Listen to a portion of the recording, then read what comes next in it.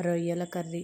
రొయ్యల్ని శుభ్రంగా చేసుకున్న తర్వాత పక్కన పెట్టుకుని ఉప్పు కారం వేసుకుని స్టవ్ మీద గిన్నె పెట్టుకుని ఆయిల్ వేసుకోవాలి.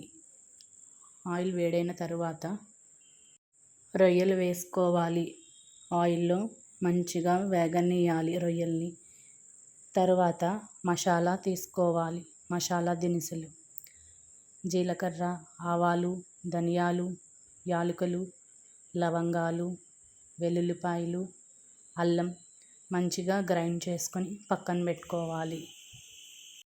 రొయ్యల్లో నీరు లేకుండా దగ్గరకంటూ ఉడకాలి రొయ్య అనేది. తరువాత కొంచెం వాటర్ పోసుకొని ఇంకా దగ్గరికి ఉడకనివ్వాలి రొయ్య అనేది. తరువాత మసాలా వేసుకోవాలి. గ్రైండ్ చేసుకున్న మసాలా.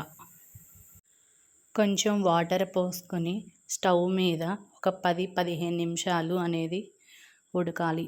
తరువాత రొయ్యల కూర అనేది రెడీ అయిపోతుంది. రొయ్యల ఇగురు కర్రీ అనేది రెడీ అయిపోయింది. సూపర్ ఉంది కర్రీ అయితే. ఎలా ఉందో కామెంట్ బాక్స్లో కామెంట్ చేయండి.